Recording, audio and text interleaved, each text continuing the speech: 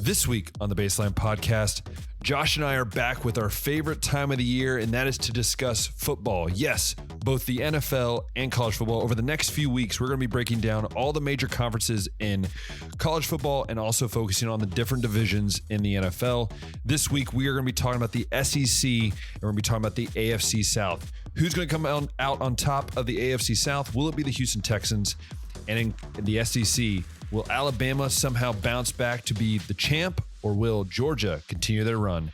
All that and so much more coming up on the Baseline Podcast. Hey, everyone. Welcome back to another episode of the Baseline Podcast. I'm Ben. That's Josh. And we want to wish you a happy belated 4th of July. We're recording this a day after the 4th of July. Day. Yeah, happy Independence Day to all of you Americans out there. I'm living in Europe, so 4th of July is just like a normal day, which is just really funny to me because it's like, I'm like pumped for it, and then I'm just like, yeah, no one cares. No, I spent the day with a groomer. We had a pipe or a tank leak in our house. I spent the day as any normal American would, solving problems. But Solving Josh, problems. I know you had more entertaining 4th of July than I did, so why don't you share about your 4th of July? Yeah, as the great Ron Swanson said, history began July 4th, 1776. Everything Amen. before that was a mistake. So we continued on with the True. tradition of fireworks over here. My girlfriend Susan and I were up in Michigan where she lives. Fireballs. I've heard that We did. fireballs happen. I have no other way to describe it. They were just fireballs, and there were maybe 5 of them that launched throughout the show. And the first Were one, they we on were just purpose? We don't know.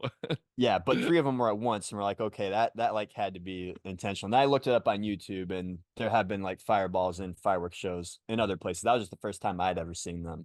So I asked him before the show started. I said, like, was it more? He said it was impressive. So I was like, oh, it's not like Ohio where we're all just in our backyards firing fireworks off. kind of, right. yeah. So like most of the shows around here tend to be like 10 to 15 minutes long, Yeah. and it's something the city does. But this was a professionally done show that was like 20 to 25 minutes Yeah. long. So It doesn't not used beat to seeing that, but Budapest does an amazing fireworks show. Imagine a big river. So the Danube River runs in Budapest on August 20th.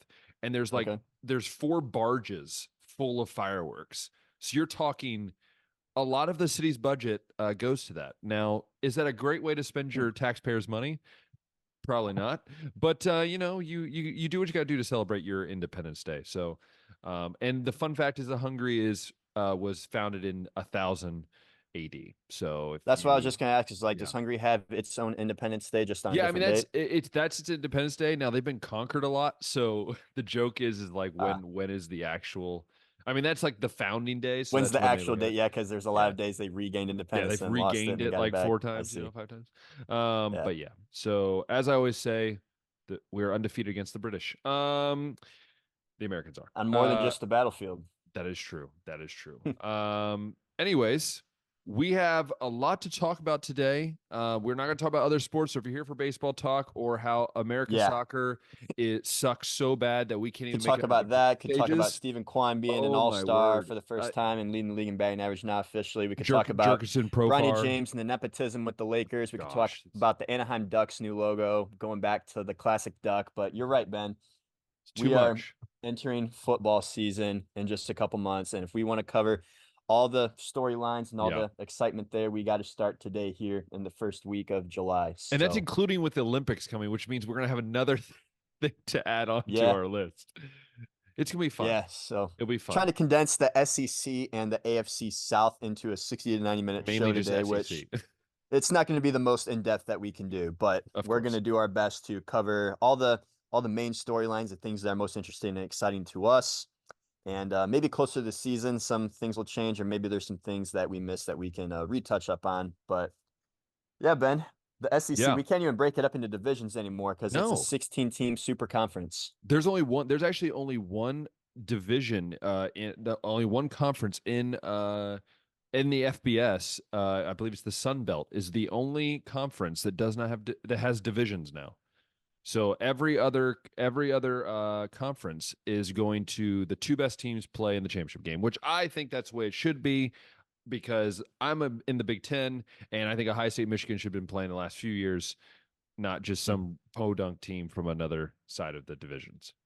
Back-to-back OSU Michigan games would be crazy. That would be crazy, but it'd be worth it. One other thing that I'm going to throw out here that I saw, since it doesn't just pertain to SEC, but college football D1 as a whole. no more cannabis on the I banned know. drug list.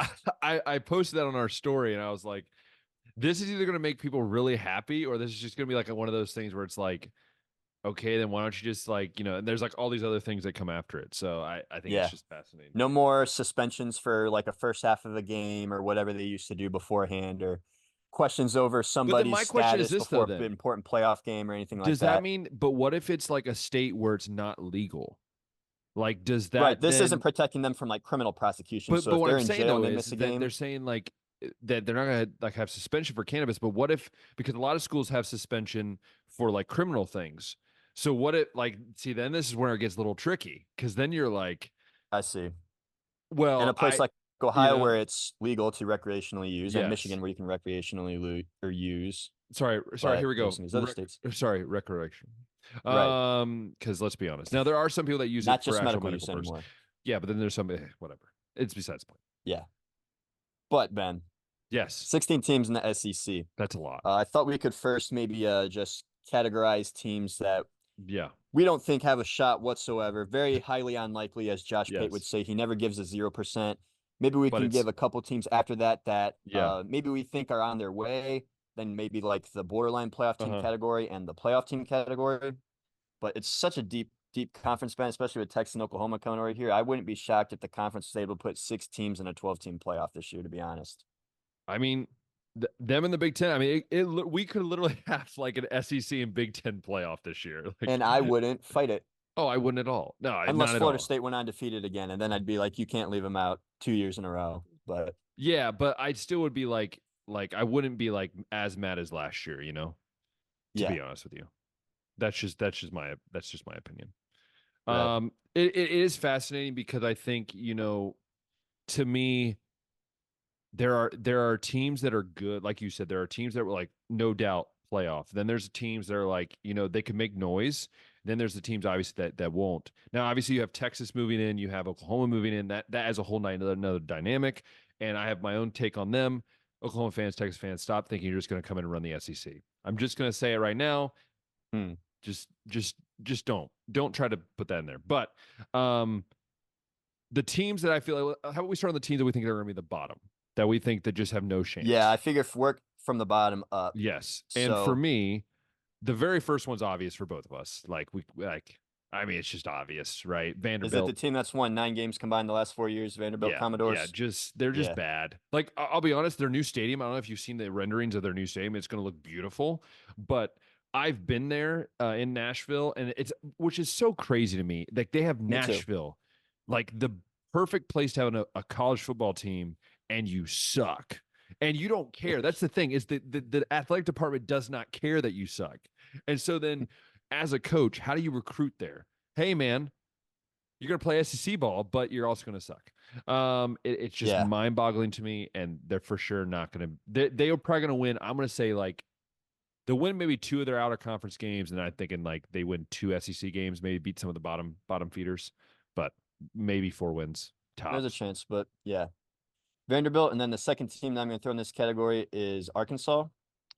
Yeah, I think I can go with Arkansas. I think I can go with Arkansas. I think that Arkansas one's just 2 or 3 years removed from like that 8 or 9 win season, I think it was, and then they had the 7-6 season where that was more of a challenging schedule than anything else. And then they just fell off a cliff last year. Yeah. And now KJ Jefferson and Rocket Sanders, the 2 guys that were worth anything, are both transferred out now. Yeah.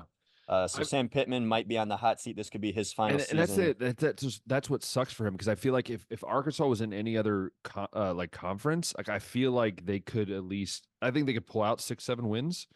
But I mean, I looked at their schedule and stuff. Like I see maybe 5, 4, maybe 6. Maybe they squeak by 6. But dude, it's so loaded. Like in this conference, like it's gonna be hard to go win 6 games in this conference. Like truly, like I think it's gonna be very hard. When 7 wins was the goal before, now Texas, Oklahoma coming over here, and you scrap the division, so you might have to play a tougher team across division. Yeah, it's like 6 is gonna be even a challenge. Another team I'm gonna throw in this category is Mississippi State. Another disappointing season for them last year. A lot of experience, a lot of seniors that are gone. A new head coach coming over, Jeff Lebby, who's a really good offensive mind from Oklahoma, but it's going to take him a while to build up, especially with Will Rogers also transferring out. to Washington. So they got some work to do over there. And again, I think it's hard it's hard in the SEC especially and the Big Ten, right? When you have a bad season and you're going through turnover to then really pick it up again. It's not like the MAC or the ACC or the Big 12 where like if you have a bad season, if you just get the right enough pieces, you can kind of you win 8 games out of nowhere. It's very hard in the SEC and the Big Ten to do that on a consistent basis when you have a rough year. That's why you don't see the good teams losing 7-8 games every couple of years. It's just you have to be consistent in the SEC. South Carolina, no shot or interesting category. I think SEC. I think South Carolina is an interesting one. I think they're more in the interesting category because I'm more interested to see how they bounce back from last year, because last year was supposed to be a building momentum year and it wasn't.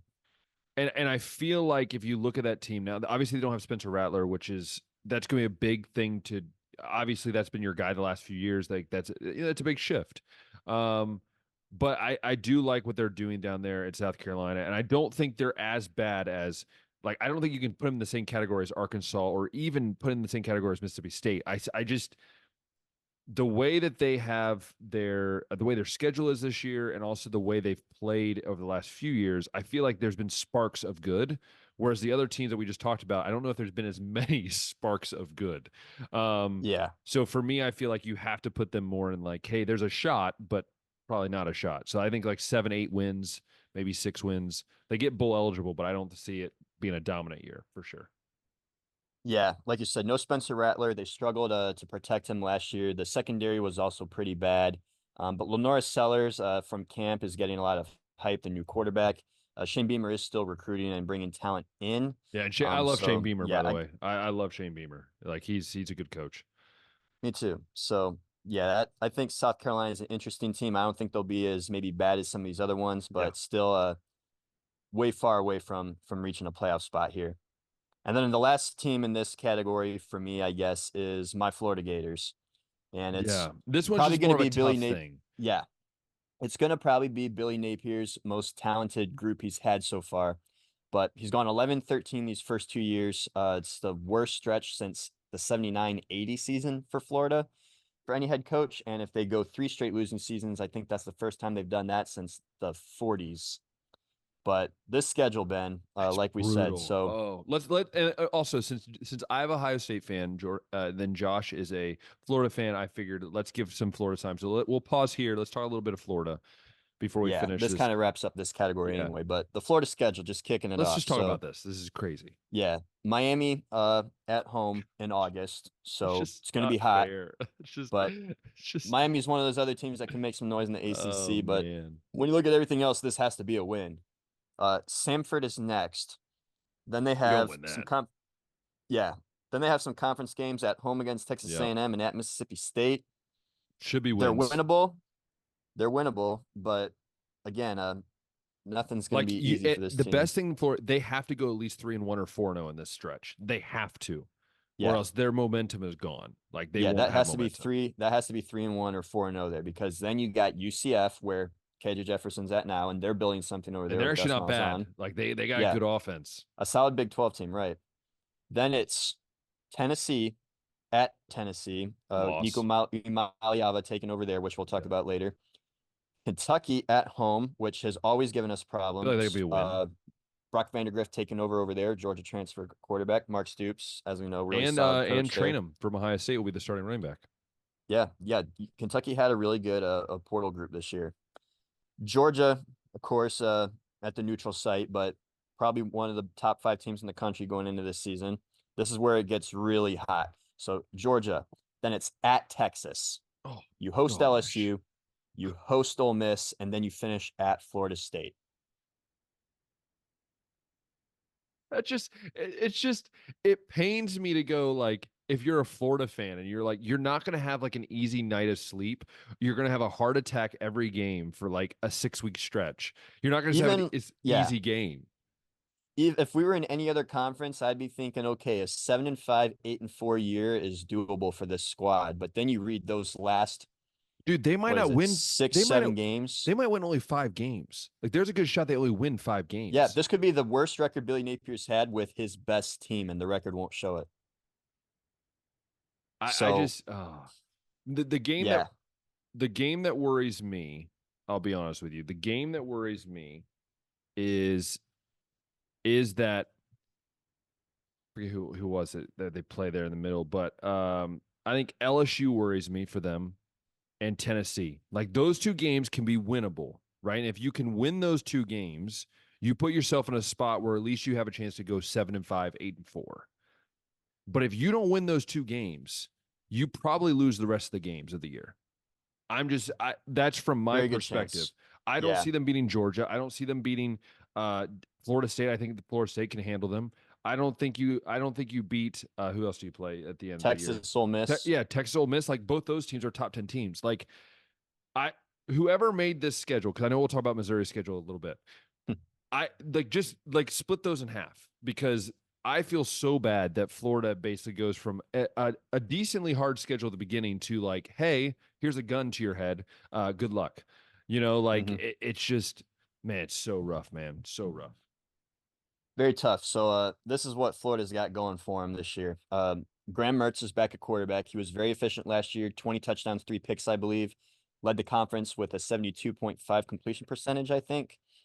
And we also got DJ Lagway, a 5-star true freshman, coming in to back him up. So if Mertz, for a reason, doesn't have the strongest of stretches, especially at the end of the season, I'm sure we'll see Lagway get some time on the field. No Trevor Etienne at running back, unfortunately. Transferred to Georgia, which I just hate. Funny. Which is one of so our strongest funny, rivals. Though. Oh, yeah, it's so funny. Josh Pate had a rant on one of his recent episodes about how rivalries need to be respected and matter and mean something, and how lately with the portal and NIL money, they seem to be lightened up. Look at Ohio State. They lost a coach and a staff person to Michigan, and then in basketball, they lost their second best player to Michigan. Like the rivalries don't matter anymore. That's what I'm realizing. To some people. And not a football story, but Texas A&M's baseball coach, the day after they lost the College World Series, goes to Texas. After he said, I'm berated here. a reporter for even asking the question, and then goes to an in-state rival like that. Yeah. So loyalty doesn't matter anymore. Yeah. Montreal Johnson will be our main running back, though, after that. And then Eugene Wilson III is going to be our top receiver after Ricky Pearsall. First-round pick goes to the They're gonna NFL. Miss him. Yeah, we're gonna miss that dude. So outside of that, we're gonna have some things to work on. I have a question for Georgia for you. What is the group that you feel is the strongest of this on offense? Do you feel as the group is the strongest? Is it the O-line? Is it the running backs, wide receivers? Like, what do you feel is the strongest? Florida? Sorry, Florida. Yeah. What do you feel is the strongest for Florida heading into this year that maybe gives you some hope as a fan to say, hey, we do have a way to maybe see more than 5-6 wins? Yeah. It's a tricky one. It's definitely not going to be the offensive line. That's going to be an area that needs to improve. So I'll start there. We're going to have to improve on the offensive line. Last year, we took a 1.24 yard per carry dip and allowed 22 more sacks. So that's an area that's going to need to change. Hopefully, some recruiting and some portal help is coming along the way there. But possibly the skill position group, honestly. We got Shamir Dirk, who spent 3 years with Graham Mertz in Wisconsin, coming over. An Arizona State transfer, Elijah Badger, Khalil Jackson.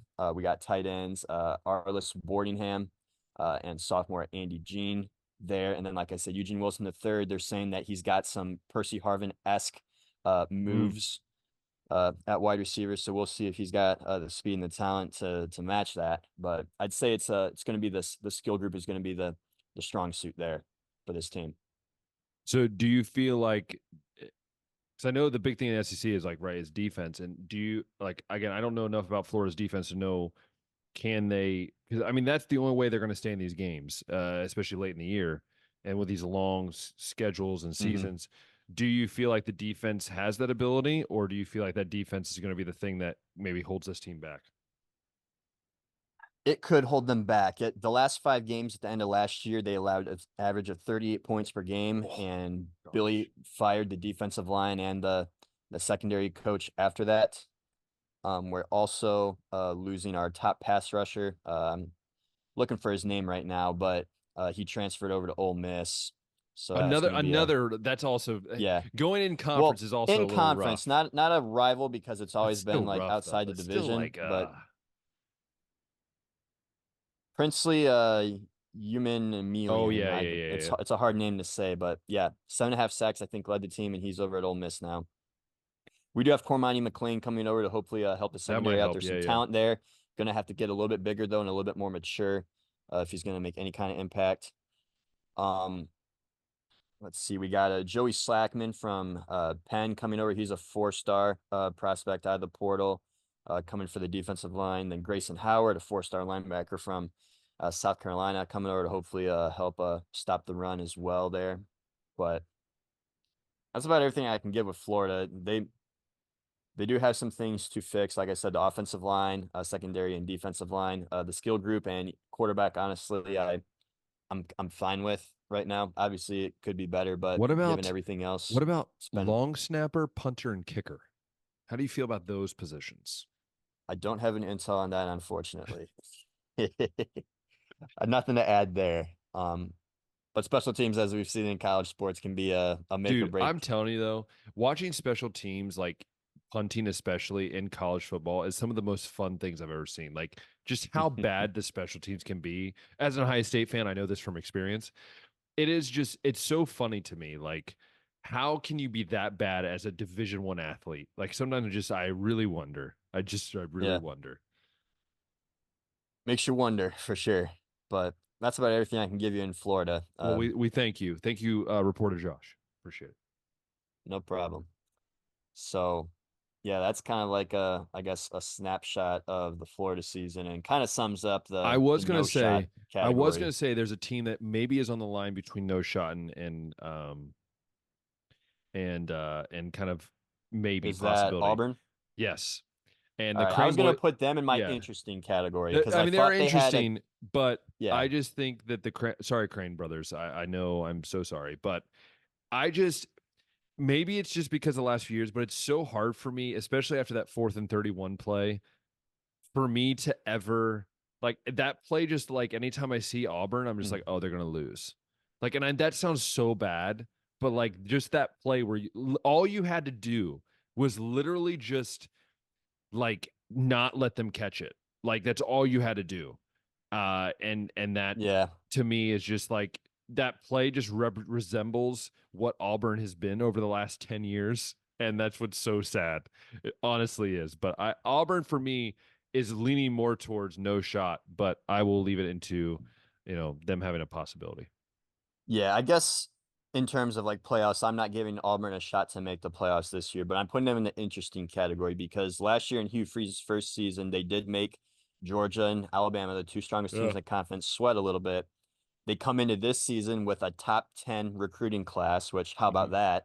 That's bringing awesome. in town already, a couple key portal guys. And they ran the ball pretty well against Georgia and Alabama too. So I'd like to see, since Peyton Thorne's back, some needle moving go on in the passing game. And Hugh Freeze is supposed to be a little bit more involved in play calling this year. So I'm putting Auburn in my interesting category. I don't think that we're going to see them in any kind of playoff discussion, but I will go ahead and say that I think Auburn is definitely on the right track, much more ahead of these other teams that we talked about. Mm-hmm.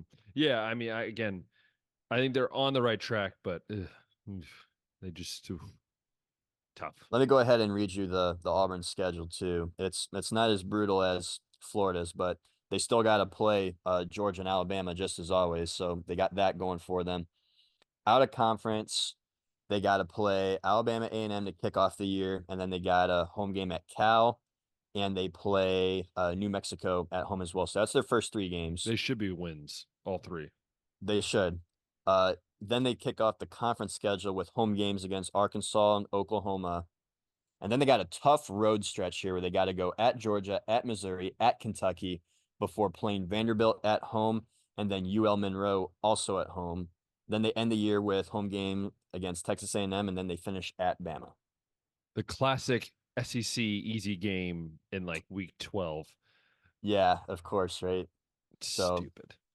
There's 6 or 7 wins on this schedule. I think all 4 of those out of conference games are definitely wins. I think Vanderbilt's got to be a win. I think Arkansas's got to be a win. I think they can battle Texas A&M out. I think they could battle Kentucky and maybe win one of those. So I'm thinking 6 or 7 win season for these guys. Same here. I think that's more possibility, I guess.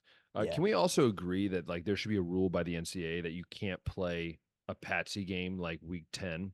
I just think that you shouldn't. I think you should get all your non-conference games in before like week 6, 5 or 6, and then you have to play conference games the rest of the year. That's unless it's opinion. like a big rival game like Florida or Florida State. I like having then I understand that, but like when you're playing like the Citadel, like no one cares. Like no one, like that's just not that. So another team that I'll throw in this interesting category is Texas A&M, because Mike Elko is taking over the team. And while he's a defensive mind, I have a feeling that because Jimbo Fisher is gone, and even though a defensive head coach is coming in still, the offense is somehow going to take a step forward. Yeah. I mean, I think that Jimbo Fisher was really keeping, I think, the offense from progressing where it needed to be, for sure. Yeah. Bobby Petrino's still over there, I believe, was retained as the offensive coordinator. Yeah. They're out of conference schedule. They opened the season with Notre Dame, so a test right there, right off the bat. McNeese is next. They got Bowling Green out of conference. And of course, they got in that like week 12, week 13 slot, New Mexico State. But the conference schedule is pretty manageable, Ben. Like they got Florida, Arkansas, Missouri, Mississippi State, LSU, South Carolina, Auburn, Texas. That's about as easy as we'll look at Missouri's schedule here in a little bit, but that's about as easy of a road as you could have in the SEC, honestly. Yeah. For sure. Don't even have to play Alabama or Georgia. That's when I don't get like the Florida schedule then. Like that just doesn't make sense to me then. Like how to get drawn up like that, right? You gotta like even it out somewhere. You know. Are they doing like that 3-5-3 or whatever the schedule was? It could be. You have three teams that are protected every year. Even if you look at Michigan's schedule is kind of similar too, where they like Michigan's they don't have. Tough. Yeah, but what I'm saying is like there's some teams in the Big Ten. Like I think Nebraska is one of them. There's a couple others that have like basically no hard games outside of I think they play one of the big teams once, and like they play a bunch of the bad Big Ten teams, which I just never understand. But again, it could be the rivalry thing too. Trying to remember who their quarterback was here because he had some nice games at the end of the season. It was Connor Wegman. So I believe he's back, and in his games last year and some of the players' absence, he had a really nice 5-touchdown game. He had a couple 300-yard performances though. So moving on from obviously that Hanks King, Max Johnson era, going on with Connor Wegman there. Another team that I'll throw in this category here is Kentucky. I think they're always interesting. Mark Stoops seems to just have things figured out. Kentucky might be like near their ceiling with him over there, but does really well getting transfer quarterbacks over here. I guess, say what you want about Will Levis, but he was okay, I guess. Devin Leary, another name that he was able to pull. And then this year, another name he pulled over was Brock Vandagriff, like I said, from Georgia, who's been backing up Stetson Bennett and Carson Beck. So he could be a really solid player. It's just he's had some better quarterbacks in front, but we'll get to see him there. And like you said, Chip Trainum's coming over, running back, and they got a good receiver group as well. So Kentucky, always interesting. You can't ever count them out. They're that team that could always sneak an upset on you if you're not careful. You know who they remind me of in like basketball terms in college basketball? They remind me of I'm thinking like a Purdue. Maybe not as good as Purdue in basketball, but a team that like can get close to being really good. But like obviously they've never. Has Kentucky ever won a national title? I don't think Kentucky's ever won a national title in football. I don't believe so. Yeah, in football, if it was way before our time. Yeah, but a team like Purdue or like a team like Clemson in basketball, a team that like not great, not always great. They're good consistently, and I feel like Kentucky can be that. Is where like they're good. They have some guys that we talk about, but then they kind of they're just there. And I feel like that's what Kentucky is. And also when you're next to Ohio and you got Ohio State, it doesn't really help because you're always competing in that world too. Exactly. Yeah. So they do have some big games. Georgia's on here. Ole Miss is on here. Tennessee's on here.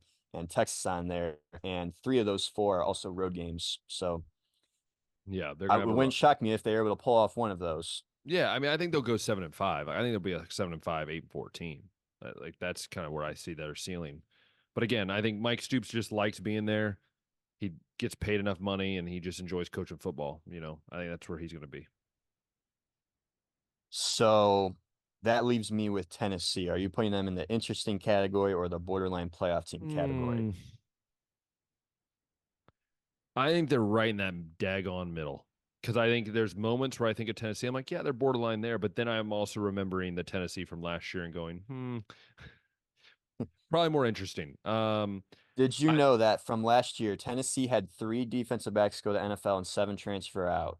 So they have 10 on their roster. They had to go and like either recruit or bring in from the yeah, and portal. I struggle to think that their defense is going to be able to keep up in the SEC. Now their offense is always going to have, because they have those stinking wide splits where they have like 20 yards between the end of the line of scrimmage, Yeah, which is Josh Heupel's great, offense which I is love. Which I fun. again, a college football video game, that's what I'm thinking of, that my offense. I might use theirs because it's phenomenal. But I go, they have the weapons, but again, it's SEC football, just like we talk about when we talk about the Big Ten. It's been the same thing. Can you stop people? And I do not know if Tennessee's defense can keep them up. I think there's going to be games where maybe against LSU where it's a scoring, they score 30, 40 points. Then maybe they win a few of these games. But I think at the end of the day, they'll be a 8-win team. And I just don't see them being the same team they were a couple years ago. I don't see that. Yeah, so a couple of highlights on the defense. James Pierce Jr., He's a 14 and a half sacks freaking last year. beast, dude. He's back. They're He's talking about him being a top unreal. 10 pick in next year's draft. And then as a team, they led the SEC in tackles for loss with 101 last year, and were second in the conference in sacks with 41. So the defensive line should be strong, but yeah, it's just that secondary. I'm not sure if they're going to be able to hold up. And then offensively speaking, like we said, Josh Heupel, extremely genius over there. They're going to have Brew McCoy leading the receiving corps back after missing most of the last season with an injury. Squirrel White, another fun name, an Sorry. athlete to Why do keep you an eye name your on. kid Squirrel? Just Yeah, I wonder if that's a nickname or a legal name. But and then the Squirrel. other big storyline is Nico Imaliava taking Yeah. over for Joe Milton now as the full-time starter. This guy was He's making electric. He's headlines in electric. high school. Yeah, making headlines in high school for his fun to say last name, his pajama pants he'd wear in practice, and also his big NIL deals that he was allegedly grabbing. But yeah, looked like he had the talent too in the bowl games. And then when he would come in for Joe His Milton, when throwing he'd be wasn't the hurt, greatest, though. His throwing was a little suspect. His running looked tremendous. Throwing looked a little suspect at times. yeah, it's acceptable, I guess, to me as a true freshman in spot situations. But yeah, obviously with how we've talked about him, I would like to see him now with a full season under his belt, take another big step forward there. Oh, But yeah, for sure. it's also not a guarantee he will. Joe Milton was supposed to be a big time freak athlete too, and he was just kind of average as well. And now he's playing for the Patriots. Not a bad gig Not a bad behind gig at Drake all. May. Not a bad gig. So that takes us to like that borderline playoff to playoff Yeah. category, I guess. And we Missouri. still have, so I'll say all the teams we haven't discussed yet. Okay. Missouri, Oklahoma, Texas, Georgia, Alabama, LSU, Ole Miss. I would say in this group, and we can talk about it individually, I'm going to say Oklahoma, Missouri, LSU. I'd And agree. and then Let's Ole kick it Miss with is on the them. line. But those are the 3 I would talk about. Let's start with Missouri, because I'm Okay. still pissed off at the fact that Ohio State did not freaking just try a little bit in that game. But that's besides the point. They could have. Oh my If they gosh, they just could have. tried. Like, honestly, they were so, like, if you look at the talent on that roster, they were so much better than Missouri, and it drives me insane. But that also didn't help that Brown got hurt like in the first play. I would say though Missouri, it's really interesting to me with Missouri because I think they have one of the best receivers. Even as a Ohio State fan, I might say this, he might be the best receiver in college football right now. If you don't know who I'm talking about, it's Luther, Luther right? Bolden or Yeah, Belden? Burden. It's Luther Burden, the third, I believe. I might be wrong on the third, but he's a stud. I Luther Burden thought third. and the thing is, I watched them last year in the bowl game at Ohio State. Even though Ohio State wasn't playing great, I really did enjoy watching them, though. I think they're a very savvy team. Their defense is very good. Again, that changes over the years, like as year to year. But I think they're a team that's borderline there. I think they're going to be a 9-win team again. I think it'd be 9 to 10 wins, probably more like 9. Um, I like the way they play ball. You know, like they just remind you of like an old school, like let's go have fun. We're gonna still try to win, but like have fun type of team. Whereas I feel like so many other teams are worried about everything else. They're just like out there to have fun, and that what makes it exciting. And when you have like the best player right now in college football, one of the best players in college football, it truly helps. Yeah, it makes me excited too that Luther Burden decided to stay with Yeah, Missouri instead of entering the portal and maybe going to a better situation. But it helps when your quarterback, Brady Cook, who threw for 300 it's really or good. 3,317 yards last year, is also back. So Yeah, passing attack should be pretty good. He'll also have Theo Weiss and Mookie Cooper, Brett Norfleet to throw to. Mookie Cooper, former high state player, of course. There you go. They do have a new defensive coordinator taking over. The defense Yep. was solid last year. They allowed 14 points or less in 4 of their last 6 games, which Okay, don't also count came the up high super state game. clutch. Don't count that one. And what I didn't don't know if count? this one counts. It's just something I read in an article, but it might. It was Just less than drives me 14 in that nuts. one too, Yeah, right? yeah, against the third string offense. Yeah.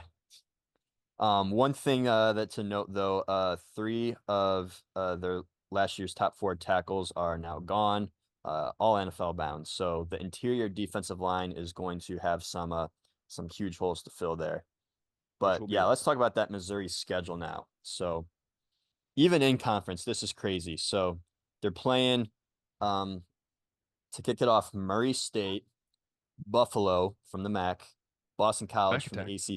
ACC. Then they get to Vanderbilt. These are all home games so far. Then they go at Texas A&M, at UMass. They host Auburn, at Alabama, This is host the Oklahoma, easiest schedule of all at time. South Carolina, at Mississippi State, host Arkansas. I That's why think I you think give them Oklahoma 10 and wins. Alabama are the two that maybe should be losses. Everything You give else them on 10 here should wins, be a man. slam dunk victory for Dude, these they're gonna guys. walk. They're literally like this is the thing. This is why I think it's so like they're on the borderline because they could literally win the SEC. Oh, well, not win the SEC. They could go to the championship game easily. Like they could win. They could win almost all their games except 2, and they somehow these other teams slip up, and you're right there in the championship game. It would be Yeah, not mind boggling to think about it. a 10-2 season would be close to SEC championship. I think it'd definitely be good enough to be one of those top 12 teams to get Yeah, in for the sure. playoff. Yeah. Yeah. Hmm. Yeah. So that's more so. I mean, we think Missouri has talent on their roster, but we also think that this schedule is going to really help them get that 10-2 mark more so than what the talent And I'm will. sure as a Florida fan, every time you read that schedule as Missouri, you just get a little bit of frustration under you, don't Oh, it you? pisses us off. And I wish that we could have our crack at them at the swamp, but we don't even play them. I guess we were one of those teams that they're like, can we please Oh not play no. Florida? Can we please not play Florida? We don't want any scheduled losses at the swamp. We need to have as many wins as possible. You already This gave us is great. Oklahoma. You gave us Alabama. That's too much to Too handle. much. We can't handle it over here in Missouri. Yeah. But yeah, Missouri definitely close there. And since we already talked about them a little bit here, let's move on to the Oklahoma uh, Yeah. team over here. Yeah. Like we said, new offensive coordinator after Jeff Levy leaves. They're also going to have a new quarterback. So Jackson Arnold, former 5-star, really highly rated recruit, taken over. Wasn't super impressive in Dylan Gabriel's absence last year, similarly to Nico Imaliava, but taking over for this team nevertheless. Let me go ahead and look at some of the performances he was able to have last year. So like really full-time games, he only played a couple. Arizona, the bowl game, 26-45, 361 yards, 2 touchdowns, 3 picks in that one. And then I mean it's not a full game, but against Arkansas State, non-conference game against a nobody where they won 73-0. He was 11 for 11 with 114 yards and a touchdown. So that's I guess the resume, or I guess the intel that we have on him so far. But Oklahoma, Ben, they've been recruiting very well under Brent Venables after that initial 6-7 season that they had where like, oh no, is Brent Venables going to be cut out for a coach? They followed it up last year with Dylan Gabriel, and I think they won 9 games with that team and It was continue fascinating to that he recruit couldn't well. keep him though. It was fascinating they couldn't keep Gabriel though.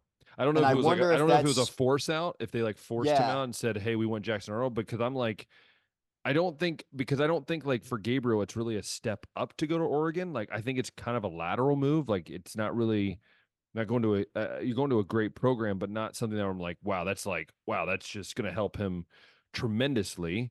I thought, hey, why not stay there and run it back with Oklahoma? But I guess they wanted their Yeah, other way. I think it might have been a force out, kind of like how Will Howard was forced out of Yeah. Kansas State. They have a younger quarterback, Avery Johnson, who's got some talent they feel good about, and they're like, you're probably not going to play.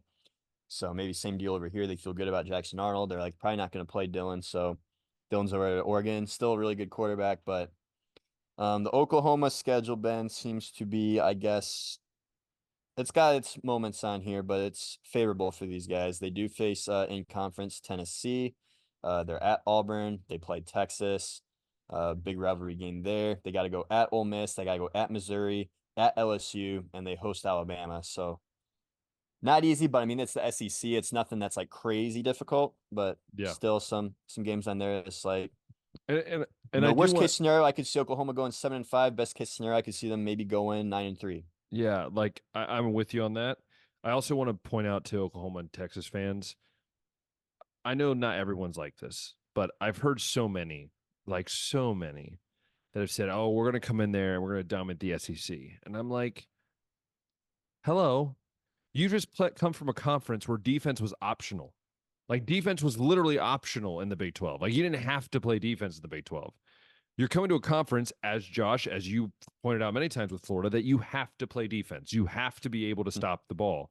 And to me, I want to give warning to fans. Like, look, if Texas goes 9-3 or 10-2, don't be shocked. You wanted to be in the best conference. According to many, the SEC is the best conference. If you want to be the best conference, then that's what you have to go through. The same with Oklahoma. Don't be shocked if they go 7-5, like you said. Like this is SEC football, so I just don't want to hear the complaints, Josh. That's all I'm saying to the fans. I don't want to hear the complaints in December when those two teams are struggling to maybe see fit. Maybe it's not the fact that you did it, but it's because of where you came from. Like I think if you put Texas and Oklahoma in the Big 12 right now, they win the Big 12 this year. One of them does. So Mm-hmm. to me, it's like, again, they come from a place that defense was not really a priority. Now you're in a conference or the Big Ten, either one, where defense is a priority. Defense is life in some cases. So that's what I'm really interested to see is how the fans react through all of it. And I don't think, and I'm not saying this is what you're saying, I don't think they're going to fall off. Like we saw No, Texas no, A&M for and sure. Missouri No, come no, over to I don't SEC, feel and like we've that. seen No. how long it's taken them. Like Texas Yeah, A&M still trying to figure it out yeah, outside of the COVID year where Kellen Mond led them. But Missouri's finally like at a place where yeah. Of they've course, maybe transitioned and recovered. I think Oklahoma and Texas are stronger programs of course. Yeah, than what yes. those teams were initially. But the 10-2, 11-1 expectation could turn into like 8-4, 9-3, maybe for Oklahoma. Texas, I think, is a little further ahead the curve in talent acquisition. But a 9-3 year right here with this schedule for Oklahoma could have been like an 11-1 year in the Big 12 Oh this yeah, year. I'm for with you sure. on that. Yeah. So it's going to take a little bit, but I think they're coming in better shape than what we've seen other teams try to come over the SEC Or even like do. Nebraska going to the Big Ten, where they've just sucked since they've joined, or Maryland. Yeah. Right. I have nothing else to add to Oklahoma. Nope, nothing else. Good All here. right, so that takes us to LSU, which Yes, lot to replace here. Very on LSU like last season too, with the high-powered offense and the defense awful sucked. defense. Defense was Like if so bad. like if you flipped Lincoln Riley and Brian Kelly around, I think LSU comes out with the same kind of season, to be honest. Dude, in LSU, like we talked about on the video game numbers, the fact that LSU has like a high rated defense, I'm just like, what did you watch? Because I Exactly. watched them Based give on up what? Like everything. Harold Perkins is there, but outside of that, That's you need it. more than one guy. Yeah. Goodness. Really need more than one guy. So It was honestly like a high states defense from like 2021 or 2022 where they would score like 45 points and give up like 30. It was like that was the kind of team that we saw last year. right. So yeah, and even that high-powered offense, Jaden Daniels, Brian Gone. Thomas, Malik Neighbors, all gone. Gone. So coming in is Garrett Nussmeier, quarterback, who's looked good when he's been coming in. Some people thought even last year that he might have a chance to overtake Jaden Daniels, but then Jaden obviously exploded and became the Heisman, so that was, an afterthought. But very talented quarterback that I'd feel good about taking over my team at least. Mm-hmm. They're also going to have a running back around Caleb Jackson, who's very solid. Josh Williams, another solid ball carrier for them. Um, Mason Taylor, solid tight end, should be an impact in the pass game. And then Brian Kelly did do a lot of work on, or excuse me, I should also make mention of this too. The offensive line for LSU should be really good too. They have got one of the best left tackles outside. Yep. Will Campbell, Emory Jones Jr. in the tackle spots right there. Do keep an eye on a redshirt freshman center, DJ Chester, taking over there. We've seen what's having an inexperienced center can do at Alabama. Yeah. Just getting snaps at Jalen Milrose seemed like a challenge, like something basic like that. So that could be something that holds him back a little bit. But offensive line should be pretty solid, though. Defense, like we said, allowed 416 yards and 28 points per game last year. Very unlike LSU. So Brian Kelly responded by firing his whole entire staff and grabbed Blake Baker, which is such a Brian Kelly thing to do, by the way.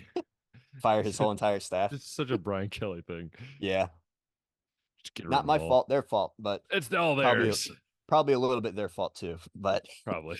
Yeah, so Blake Baker, former Missouri coach over there, is taking over the LSU defense this year.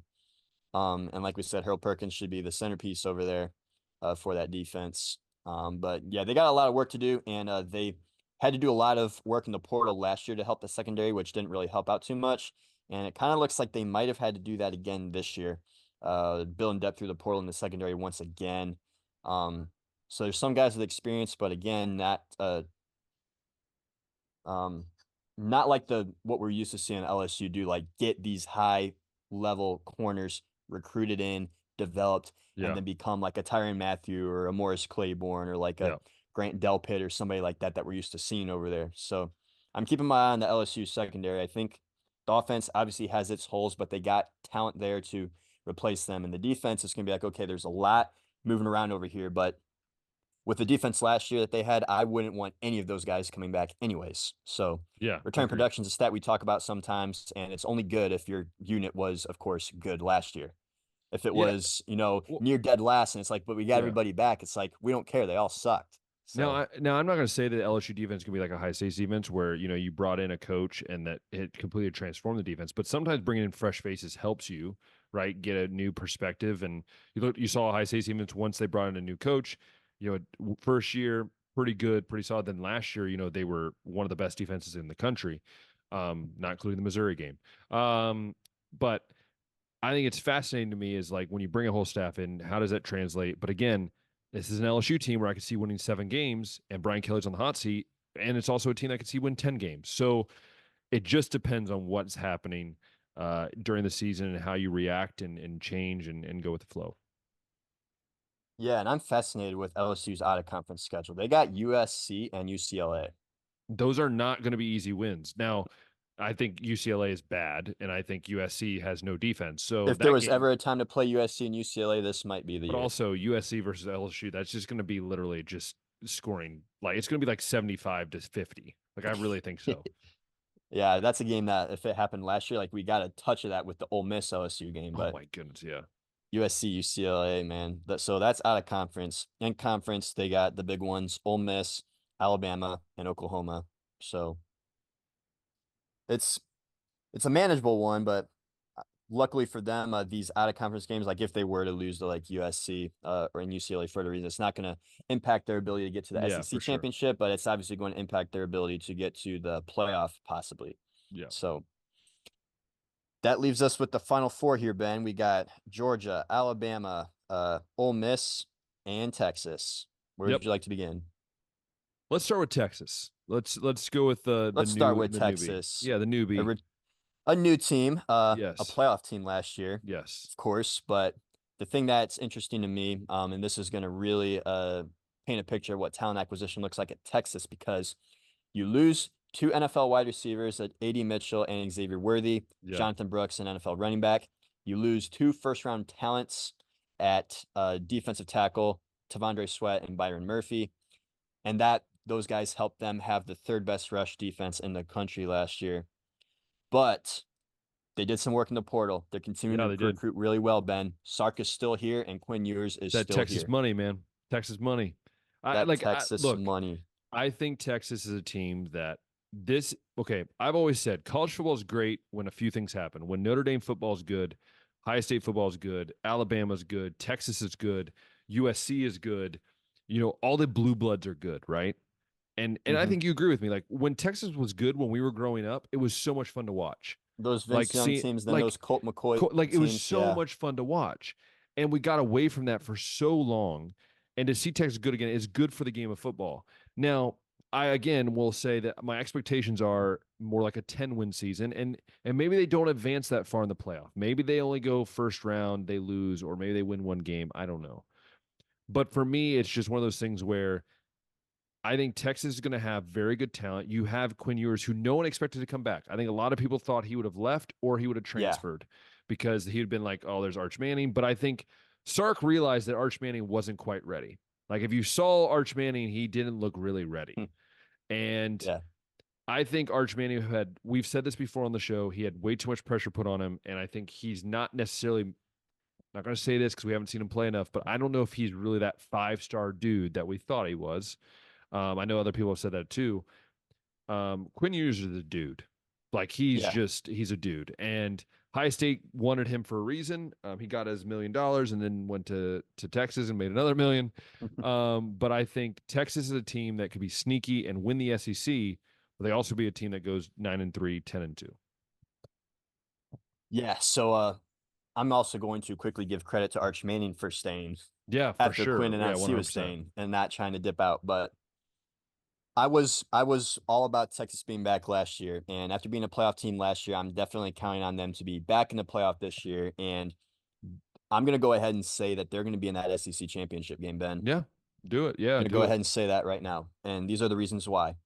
Offensive line has 4 starters back, including all Big 12 huge junior in college football. Kelvin Banks Jr. Yes, consistency on the offensive line is huge. That's something you got to look for. We said Jonathan Brooks is gone, but they have C.J. Baxter, who was the top freshman running back in last year's class. We also have Jaden Blue, who averaged 6.1 yards per carry, coming back. And we just mentioned those receivers, Xavier Worthy and A.D. Mitchell gone. Jordan Whittington also took off for the NFL. But they bring in some talent. Isaiah Bond from Alabama, I believe a 4 or 5-star high recruit right there.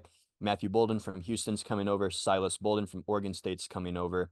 And they also grabbed Alabama's tight end, Amari Niblack. So they're replenishing the talent that was lost. They return a really solid line. They got a running game they can definitely work with.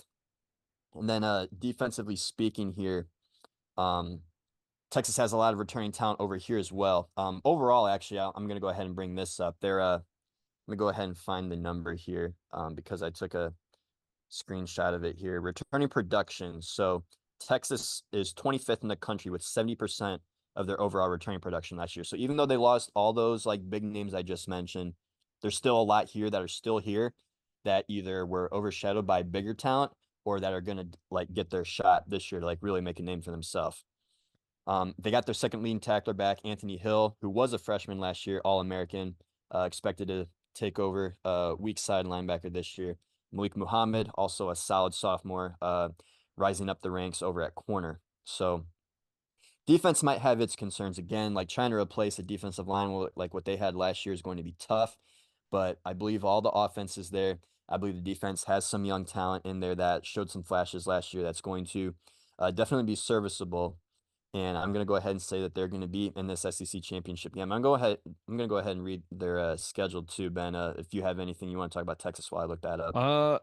No, I do think Texas is going to be a team that could easily be there because we'll talk about Alabama in a second. I don't think Alabama is going to be as good as they were last year or as they've been in the past. So I do think it's going to be down to, obviously Georgia's going to be there, and then it's going to be whoever survives, right? The gauntlet, the gladiator, right? Sure.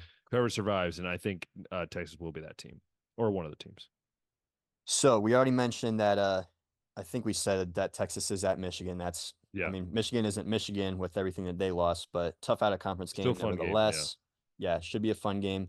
In conference, they got to play Mississippi State. The Oklahoma game, obviously, they play Georgia. That is at Texas, though. If you're lucky, Ben, you can get tickets for that for $298. Wow. At the cheapest. Wow. They got at Vanderbilt. They host Florida. They're at Arkansas. They host Kentucky, and they're at Texas A&M. So that rivalry is back. Which will be fun to watch. A plus for Texas coming to the SEC. Yes. Texas A&M restored. But I think when you run through those names, Ben, I mean, yeah, Georgia is scary. Oklahoma is a rivalry game that's tough. Michigan out of conference, tough, but still a game that's winnable. But you avoid Alabama on here. You avoid Missouri. You avoid Tennessee. You avoid Ole Miss. I think this is like Texas. There's no reason that Texas can't go at least 11-1 on this, I think. Yeah, for sure. I agree with you 100%. So that's Texas. Mm-hmm. Moving on. How about to Alabama? Why not? Why not? Finally, no Nick Saban over there. Wasn't sure this day was going to come anytime I thought we soon. were going to be like 80 when that happened, and he'd be 170. Possibly 80. Yeah. No, and yeah. When that happened, we saw Caleb Downs exit. We saw Julian Sayin exit. High State. We mentioned Isaiah Bond exit. So they lost some talent, but Kalen DeBoer maintained the recruiting class and the 2024 class finished second overall. And he stole some recruits for 2025. He just got a guy from Ohio, literally from Cincinnati, who Ohio State was high on and who was like leading for the whole recruitment.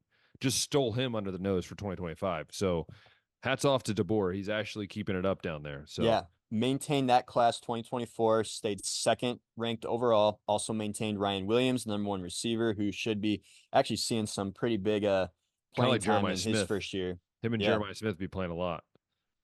They should be, yeah. Jalen Milroe, we thought he might transfer out, but he is staying as well. Caden Proctor initially transferred out, but that was so weird, dude. What a weird story that was. And then, I miss my friends. No, it's called you had money. Let's just be honest. I have a funny feeling that's what happened. I don't think it had anything to do with I went back to Iowa. I loved it there. It's just weird to me, man. Like you can't go a whole semester of school and then be like, oh, I miss my friend. No, they offered you more money. Like that's what it was. Very weird. Yeah, very weird situation over there. But yeah, with I guess the talent that is, I mean, they did lose some big talent, but maintained a lot of talent and were able to recruit in a lot of talent. But nevertheless, it's Alabama in the SEC, Ben. I think that Kalen DeBoer could go 9-3. Honestly, I'll go ahead and read their schedule. It's not going to be what Alabama fans are used to seeing, but for a first year, given, I guess, the storm, quote unquote, you're going to be fine with that. So they play at Wisconsin out of conference. And then in conference, the big ones are Georgia, at Tennessee, host Missouri, at LSU, at Oklahoma, and then obviously host Auburn at the end of the year. But I think that 9-3 is attainable here.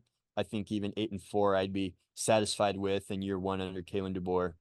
But the thing about Kalen is that we've always seen him, even at Washington, have the less talented team on the field and still be able to pull out wins. Yeah, like that just comes down to coaching. That's coaching, that's preparation. Like you don't get to do that unless you just are that good at what you do. So don't be shocked if they go 9-3 this year. But I think even 8-4, as a realistic Alabama fan, I think you'd be excited about that for the first year, and it's only going to go back up.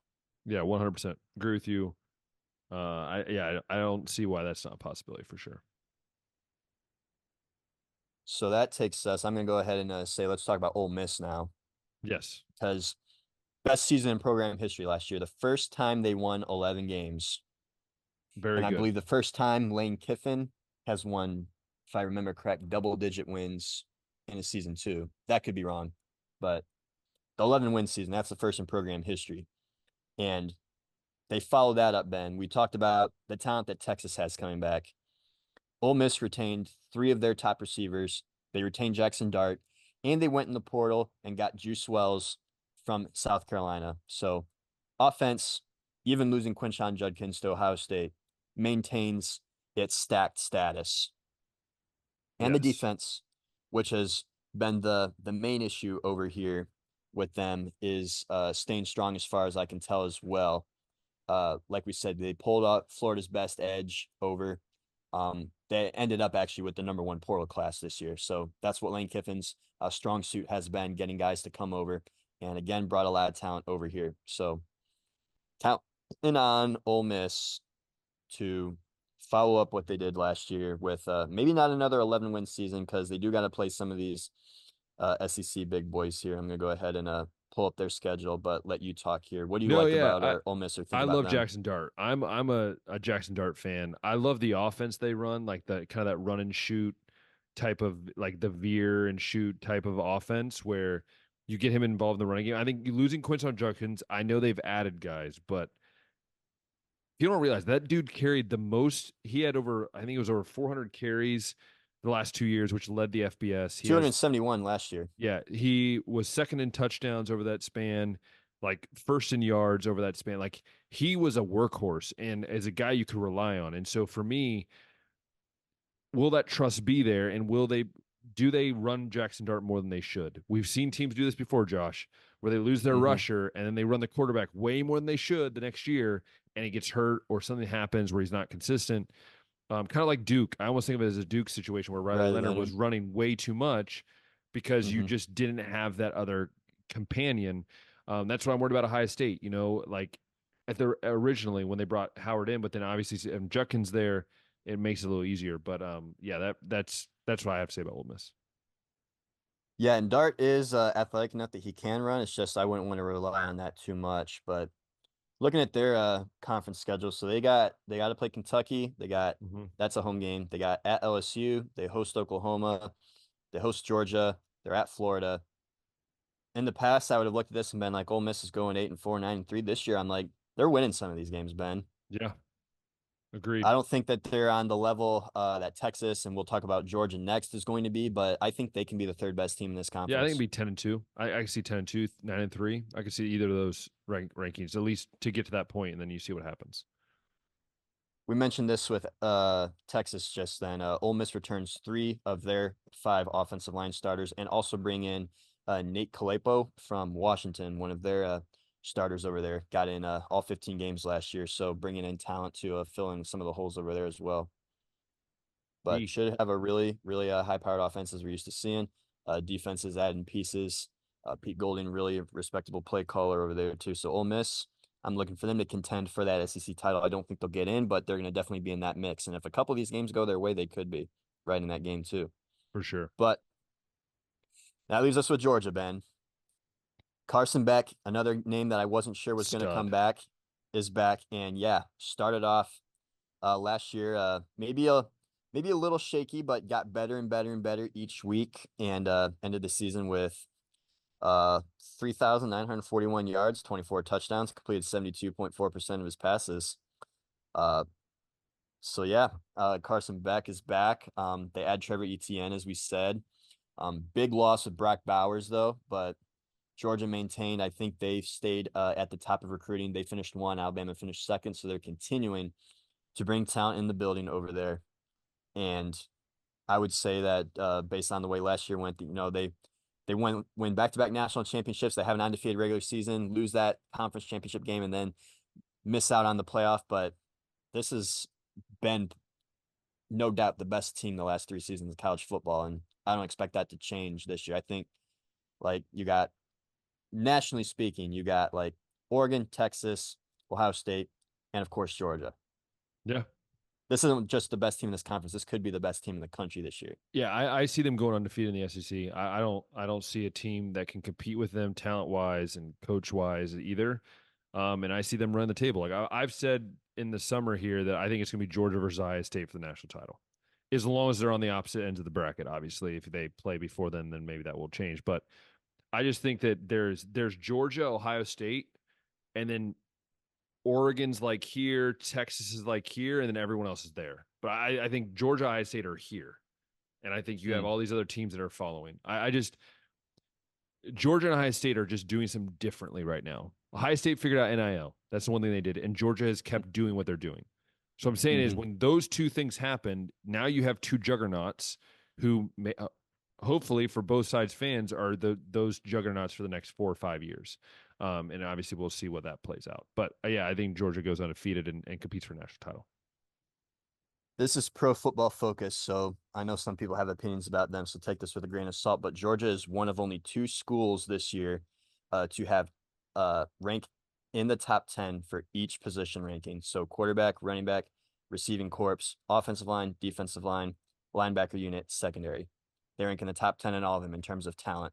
It's crazy. Mind-boggling. Yeah, so overall look out. I'll say the one area and this was an issue Kirby Smart talked about last year, is the pass rush has to improve. Now, Yeah. pretty much everybody's back from that unit, so it's like what we talked about last year with returning production. It's like, okay, well, It's it kind was of like okay Ohio last State, year. though. Like Ohio State never really pass rushed, but they, for some reason, caused a lot of issues with passing, which Georgia did too. I just don't think they had the sack numbers, just like Ohio State didn't have the The sack sack numbers numbers. might not have been there, yeah. Yeah. And even still, like Jack Sawyer and JTT, talented guys, but the sack Had numbers weren't 4 there. And sacks, Georgia's got talent on this defensive line. And then just as always, like Georgia's secondary, they've been putting so many guys in the NFL, so it's like you got new guys to go in there. And I know some guys that were on the team portaled out, so they just always are like 1 or 2 in recruiting. So I guess I just never worry about that. Kirby's got such a good defensive staff there and just develops his guys so good. But yeah, in terms of like the total talent, Georgia's probably the most talented roster. Ohio State's the only one I think that could compete with them nationally for that. But I'll go ahead and end it with the schedule, Ben. I think they're running the table too. They got Clemson out of conference. That's going to be the toughest one. And then in conference, you got at Kentucky, at Alabama. You host Auburn and Mississippi State. You got to go at Texas. You host, well, not host, but neutral at Florida, at Ole Miss, host Tennessee. Then you got your rivalry game with Georgia Tech at the end of the year. But yeah, Georgia's got to finish 12-0 in that. It wouldn't shock me. So we can both agree that we believe that predicting the SEC, Georgia's winning the SEC. We're both agreeing on that? That's when it's going to get interesting because they face Texas in the regular season, and then in my scenario, they're rematching in not the Natty, but the SEC championship game. So is Georgia going to be able to beat Texas twice? Yes. Look, I've went against Georgia the last like 2 years on things, and I've been screwed every time. So I just have to go with them this year because I think they're just deeper than every team, man. And that's what makes Ohio State so good in the Big Ten, and what made Michigan so good last year. They were so deep, and it makes it so hard to beat a team that even on their third string dude is better than most of your first and second string guys. The other fun thing about this is that it's possible that Carson Beck and Quinn Ewers are the first and second picks of next year's draft. Which would make it really fun. That would make it very fun. Unless Deion Sanders has something to say for it. Right. As all. Hey, don't forget about Shedeur. Shedeur Sanders. Boy. Oh boy! And I loved his comments, by the way, that he will never move. He started about daddy's money or daddy's boy. It was weird. He just started going in weird spots with word daddy, and it was just weird. I just said, like, dude, you just do you, man. Do you. Just be you. Well, I think that's about as good as we could have done an SEC preview with our time. That was impressive. That was impressive. I think we were just around the hour mark like we wanted to be. Yes. So now that we takes have us now to the NFL, the AFC South. Yes. And can you please tell us those teams? Because I've had people tell me they don't know what's in the AFC and the NFC South. So the AFC South, which is not really South. It's interesting. You got teams all along the region. So you got like Houston Texans, which South technically are South, but they're also kind of West. You got the Colts, which are just definitely west north of Ohio. Definitely north. You got the Tennessee Titans, which are technically Central. in the South region. And you got Jacksonville Jaguars. There we go. South. Yeah. So that is our division. NFL has not done a good job of splitting these teams up very evenly. Yeah, it's probably the funnest one. It's like when the NL Central was like team centralized, and then you had the Houston Astros. It never made sense. And then like the Pittsburgh Pirates too, being like the furthest east. It just didn't make sense at all.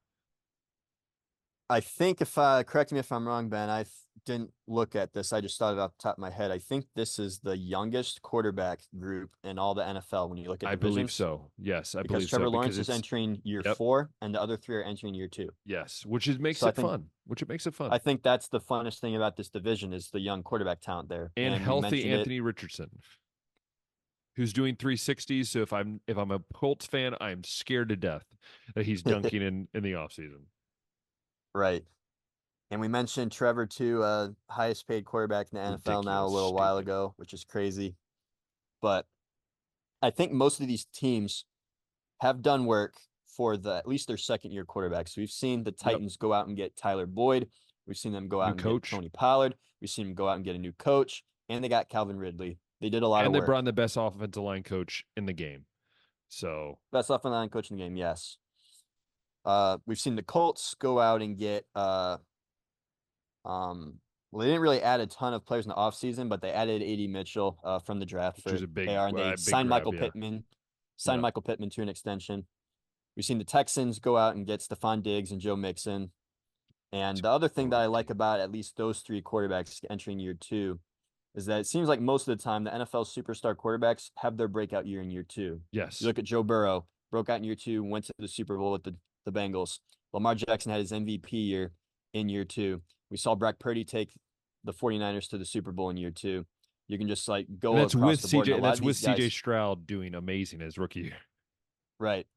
But all that to say is like we might not have been all that impressed by Anthony Richardson in the 4 games he played, Will Levis and the spot time he got last year.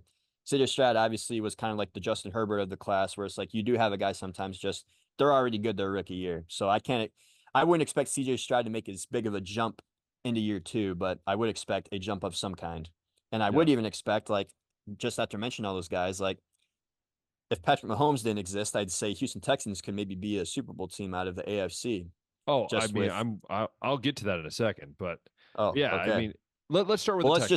Let's just sit on the Texans then, because Yeah. I think at least we're on the same page that they're going to win this division or should be the favorite. No, they are winning this division. Like the Colts are going to be trash. Like I think the Colts are going to be trash, and I think the Titans are going to be trash. Really? Okay. Why the Colts trash? Because they did go 8-9 last year. Yes, some of those games that they had last year were right nail biters. Big nail biter I guess for me is that Gardner Minshew was a veteran presence last year. Anthony Richardson has been a guy who he's a freak, but we haven't seen enough of him. And I worry that they're just going to be in that spot where he's going through sophomore slumps at times, really a rookie slump because he hasn't really played a lot of games. And I just don't know what you're going to get. So I'm not saying they're going to be trash. I do think the Titans are going to be bad. No, the Titans are going to be really bad. But I do think the Colts are going to be a team that wins, and we'll get to that in a second. But let's go to the Texans for a second. Yeah, let's stay on Texans. Okay. Getting Diggs was probably the best thing you could have ever done for CJ Stroud. You keep Nico Collins. You keep the tight end room set in stone. You keep the running back room pretty much set in stone. You get him a guy in Stephon Diggs who's a veteran and is a guy who is sure-handed, a guy who's going to give you what he's not going to be explosive necessarily, but he's going to get you what you need. And then you just keep on adding the offense. Like when you have CJ Stroud, it's like a perfect architect. All you got to do is get the right rocks around him, and he's going to build something, right? And I think you get the offensive line. The offensive line I still think needs a little tweaking. I don't think it's completely perfect. But I think obviously if you get the defense to be, I think, a little more consistent than they were last year, I think that's the one thing that kind of kept them up a little bit. But I think at the end of the day, I think I have right now, I think the Texans winning. I did this before the show. I think 11 to 12 wins. That is where I'm at with this Texans team. All right. Yeah. Quick summary, I guess, from last year's team to this year's team. So the defensive line took some hits. They lost Malik Collins. They lost Jonathan Greenard, Sheldon Rankins, but they boosted it by going out and getting Daniil Hunter, really good pass rusher for that defensive line. Also added Danico Autry. They added Blake Fisher to the offensive line. That should help some of those concerns that you mentioned there. And then, like we mentioned, Joe Mixon and Stephon Diggs, along with all the other pass catchers that they're retaining. And then let's go ahead and read that schedule here because I haven't actually looked at it yet until right now. So let's see how this holds up. If there's anything crazy like what the Pittsburgh Steelers got at the end of their season or something like that. So Texans, they open up at the Colts. They play the Bears, Vikings, Jags, Bills, Patriots, Packers, Colts again, Jets, Lions, Cowboys, Titans, Jags, Dolphins, Chiefs, Ravens. That's a tough 3-game stretch right there. And then finish at Tennessee. Yeah, so I'm more leaning on like the 11-6 route, or maybe 12-5, but more like the 11-6 route. I feel like that can win the division in the AFC South. Yeah, I think if you're a Super Bowl contender, you got to win like some of these games, like that 3-game stretch I just mentioned, where they're hosting Miami, they're at Kansas City, and then they got to play Baltimore. And the other thing about this too, Ben, is that the Baltimore game is 4 days later after the Chiefs game. It's the Christmas Day game. Yeah. So they got to play the Saturday before, and then they're playing the Wednesday. So not a lot of whole time to rest right there. That could maybe be a scheduled loss. I don't know what Baltimore has before that, but that's tough right there. Then you got the stretch right here where you're at the Jets, assuming Aaron Rodgers is healthy. Then you got home with not the Tigers, the Lions, and then you go at Dallas. Yeah. So those are the two stretches that I'm like, okay. Like they start off relatively easy with the Colts, Bears, Vikings, Jags. I would expect that that's a 4-0 start. Mm-hmm. And then you got like the Bills, then you got your stretch where you're at New England, you're at Green Bay. So back-to-back roads, should win one of those. And then you got a home game with the Colts. Then you got that 3-game stretch with the Jets, Lions, Cowboys. Mm-hmm. You got a couple easy division games, the Titans, Jags, and you got that tough 3-game stretch at the end of the year, and then you finish at Tennessee. So yeah, I'm thinking like 12-5 out here too, first in the division, and maybe one of the best teams in the AFC this year. Yeah. I'm gonna make a bold statement. Say they're going to the AFC Championship game. That's my bold take for today. Bold take for Ben. Bold take Ben. That's my nickname. Bold take Ben.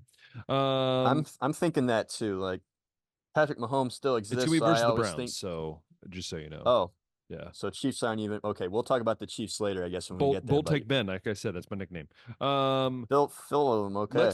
Let's move. Let's go to a fun one. Let's go to the Jaguars. I mean, let's just stay south. Okay. We'll stay a little south here. We'll stay in the true South. True South, yes. Okay. This is the team that I feel is finishing second in this division. Personally, I agree. I think they finish. I'm going to go 9. Yeah. I think they're going to go 9-8 or 8-9 in that region. That's what I think. I'm feeling. They went 9-8 last year. They spent way too year. much money. Yeah. Spent way too much money to be going 9-8. They spent a lot of money on a lot of guys. Like they gave all that money to Zay Flowers and Christian Kirk, and now they just Trevor Lawrence. Yeah. A lot of money here, but 9-8 last year, second in the division. I would expect them to finish second again. Yeah. We already mentioned Calvin Ridley over at the Titans. That's obviously coming from the Jags, so that's a loss. They're losing their kicker, Brandon McManus. Rayshawn Jenkins, another loss, but they added some pieces to the defense, especially in the secondary, getting Darnell Savage Jr., Ronald Darby.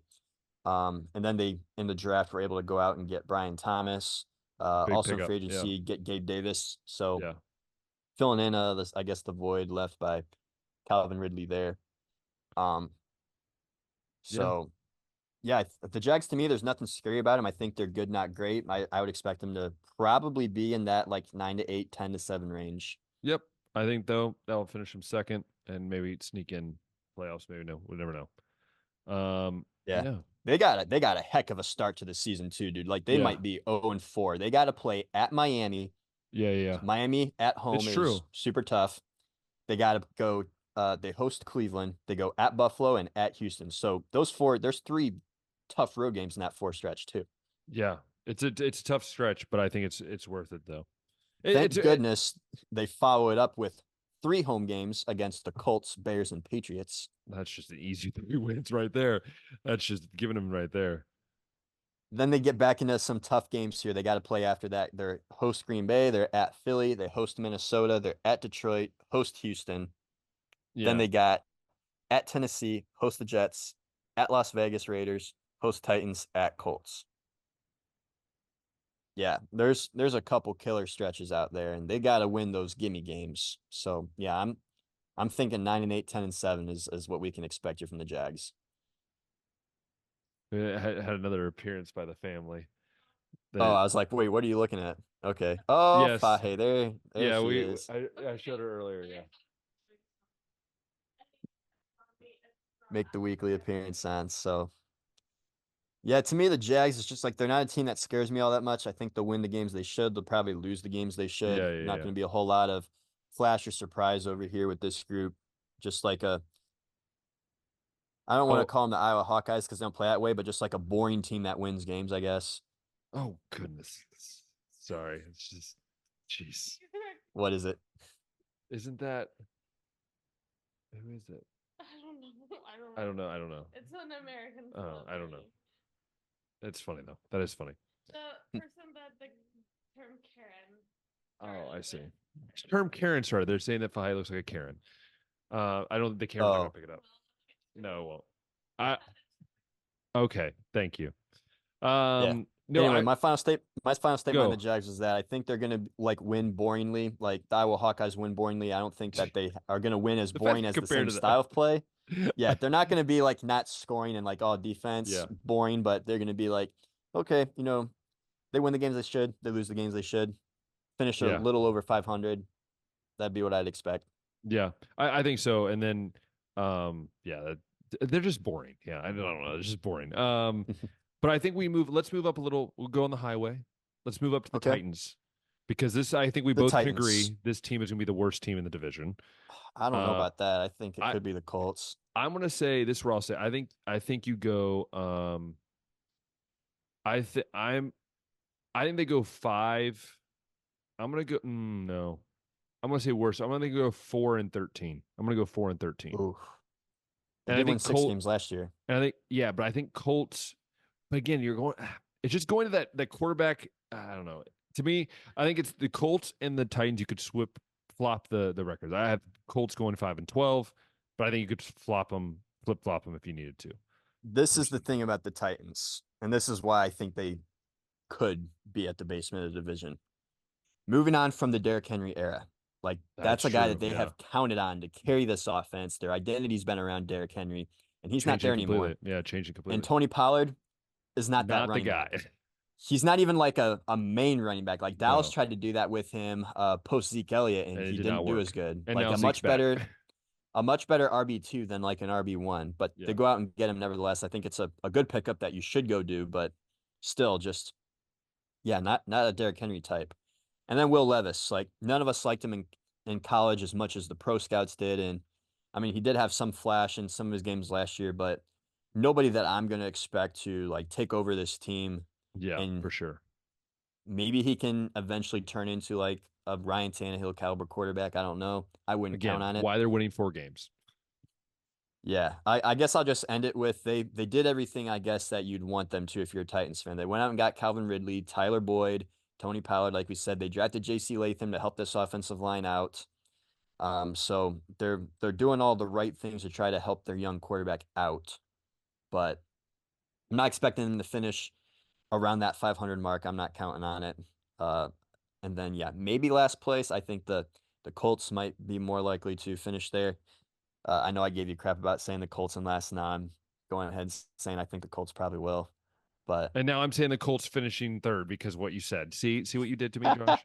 You see what he did? Changing each other's minds. Well, to be honest, though, I again, I think both teams are almost the same level. Like I don't see there's much differentiation between those two. There might just be a different style of play, maybe. Yeah. With the Colts, you might get more let's be honest, Anthony Richardson, plays. He's going to be the guy that, like, he throws for 15 touchdowns, but then throws like 20 picks. Like I could just easily see him doing that. Did you know that in the 4 games he played last year, the 2 wins he had, he didn't even have 100 yards passing?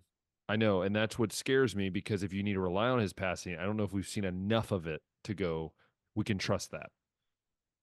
Yeah, so they're going to have to really rely on Jonathan Stewart in the run game. Like that's going to have to be the MO, I think. And you can obviously count on Anthony to run too, but do you want him to run him that much? Well, he already has 1 injury, so true. But that's a big part of his game. Like I don't think you can count on Anthony to be a pocket passer. No, with his skill set, I think that's kind of wasting him a little bit. And again, but I understand the health concerns already. Why'd you draft him so high? Exactly. Why did you do that? What was your plan? You had no plan. You had Garner Minshew, and then you let him walk out the door. There's not any like big 3 or 4 game stretch on this Titans schedule that I'd be like, oh shoot. Other than maybe the Jets, Packers, Dolphins. That's their 2nd, 3rd, and 4th game. Yeah, so it's kind of like pretty balanced out schedule, I'd say. Like, so if they were like a better team, you could be like, okay, like we got a pretty balanced schedule. We can win, 11 games maybe on this, but yeah, I guess we'll see how they go. I'm going to go ahead and say they're going to follow up what they did last year and go 6-11. Yeah, I'd go with it. Go with it, Josh. Stick with your gut. Good job, Josh. Yeah. So that takes us to the Colts and trash.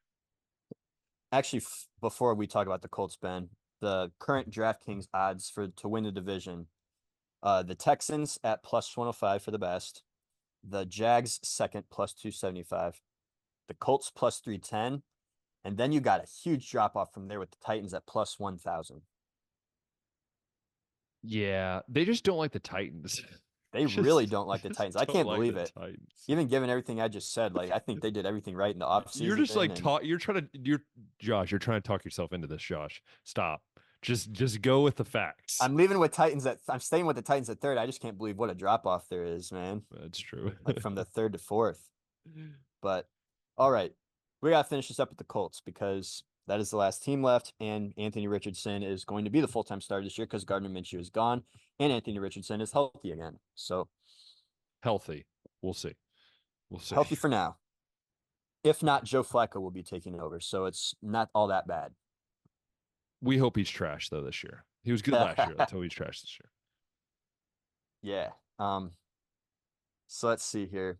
The big acquisitions were on the defensive side of the ball, as we said. A.D. Mitchell is pretty much the only big offensive pickup, but defensively they drafted Laiatu Latu, really good pass rusher at the college level last year, and then went out and got Raekwon Davis, defensive tackle. So massive human. Yeah, the Colts are just one of those teams where it's like, man, they always seem to take on different identities every year. It's ever since Peyton left, man. Peyton left, and they were just like, we don't know what we are anymore. Then for a while they were like Andrew Luck with like no offensive line, and then they were a team that was like a quarterback away. Yeah, and then they were a team that had no defense, and then they were a team with just offense. It's like and now they're like, I don't know if you could still call them a quarterback away, but no, they're more like they just have enough to get by. Like that's what I view them as. Enough to get by. So if they are, but this is the question though. If they have another bad year this year, do they go draft a quarterback next year? Do they go that way? That's my question. After 2 years? If he let's say he gets hurt again, or he just has a really bad year, do you just say, you know what? We made a mistake. We've seen that happen. Josh Rosen. Yes. The Cardinals drafted him, and then the next year go out and get Kyler Murray. So let me go ahead and I guess try to give some optimism to the Colts based on what I can see from their roster. So we said they drafted A.D. Mitchell. They locked up Michael Pittman. We've seen some flashes from Alec Pierce, a guy that they drafted, I think either last year or the year before. He's more of a Patriots guy, though. More of a Patriots guy. Yeah. 514 yards and a couple touchdowns last year for him. If you don't know what I mean, then just go look when Tom Brady was quarterback. That's what I mean when I use a Patriots guy. Just look at the receivers. Josh Downs had a solid rookie season, though. 771 yards and 2 touchdowns for brother of catches. Caleb Downs. Fun fact. Correct. Really good genes there. Very good. The running back room, as we said, lost Zach Moss, but Jonathan Taylor is going to be back. I love how you called him Jonathan Stewart earlier, and I just started laughing, and I just couldn't keep it in. That's a name I haven't even heard in a long time. What am I even saying Jonathan that for? Stewart. I just started laughing. I thought I it didn't was even see you laughing. I was in my zone. So, yeah, I guess that's the offense. Trey Mason's over here. I don't know if he's a guy that they brought in to like compete or if they plan on him making the team or not. And then tight ends. Mo Wally Cox has been there for a while. Jelani Woods. Another former basketball player, Mo Wally Cox. Yeah, former basketball player, Mo Wally Cox. Stud right? at who did he play for? He played for the team down there. It's a military school. What's the team name? Was it VCU? VCU, yes, Virginia Commonwealth. Virginia Commonwealth. Yep. The offensive line still looks pretty solid with Ryan Kelly at center. You got Quentin Nelson at guard. So defense maintained a lot of its secondary as well. So Kwity Paye, another solid edge product that they drafted last year, I believe. DeForest Buckner anchoring the middle defensive line with now Raekwon Davis should be solid. So there's like some areas that you can look around here and be like, okay, yeah, we definitely got talent on this roster, but I really think that they're gonna move as Anthony Richardson does, and I've been pretty vocal about how I don't feel like he's going to be all that great in the NFL. He should have stayed. He should have stayed one more. He should have stayed one more year. And stayed one more year. Exactly right. Stayed one more year. Yeah. Or transferred out. I know you're a Florida fan, but transferred to somewhere where he could have been developed. I don't know. I think he needed one more year. Yeah. Yeah. So that's kind of like the Colts. Like if they're going to win games, this defense better be like majorly overachievingly incredible. Oh, for sure. If they're going to finish higher than like third or fourth in the division. I think that's going to have to be the case. And I don't know if the defense has that. That's true. It could be one of the better defenses in the division, but Could. It's going to have to be like one of the best in the league. Yes. Wow. That's Josh, the division. We have for those of you that are still here with us, thank you. Thank you for listening to our babbling for the last hour and a half.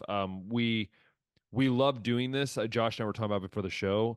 It's kind of like our favorite time of the year because we're not only talking, like, obviously we're college football guys, so we always love talking about college football, but being able to like compare the two leagues and then, obviously college football versus the NFL, but just being able to talk about the teams and it almost get you hyped. I think Josh and I can agree. Like, we start in July, man. It's like by the end of July, you're like, man, let's just go play some football. And the college football game coming out this month, man, there's just so much to look forward to. I know Josh is excited for his Florida Gators, even if they only win 4 games. I'm sure he's excited. I'm sure he'll go to some football games this year. Wouldn't doubt it. Yeah, it's fun. I also have a playoff game this weekend for football, so it's just if we win this game, we're going to the championship, and I'm just saying, might have to get a ring on the finger, never know. But anyways, we appreciate so much for you guys supporting us. Let us know in the comments, what are some of the things you want to see in these? Is there anything you want us to add? Anything that you would like us to talk about? Was this a good format, or should we change some things up? And then I believe next week, we haven't decided next week, have we? Let's go ahead and decide that right now. Let's do it. Can we talk Big 12 college? Let's do Big 12. Let's do Big 12. Let's do college. How about AFC West? Let's do some AFC West. Okay. Kind of going that Western side of things. We can maybe hear why you think Patrick Mahomes and the Chiefs won't be in that AFC Championship game. I'd love to hear why you think that. Taylor Swift, that's why. I'm sparking some nerves. Anyways, I hope you all have a phenomenal weekend. If you haven't celebrated 4th of July, maybe you're celebrating this weekend with friends and family. I hope you guys have a great time. Stay safe out there.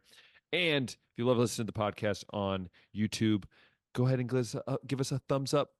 Hit that subscribe button, hit that notification bell, let us know that you're enjoying it. And if you're on Apple Podcasts or Spotify, let us know that you are enjoying it by sharing it with friends and family. And, say some words wrong, drink some lemonade, eat some hot dogs. Josh and I should have an eating contest on this show. No one would watch that. That's disgusting. Anyways, we hope you guys have a great weekend. And until next time, we'll see ya.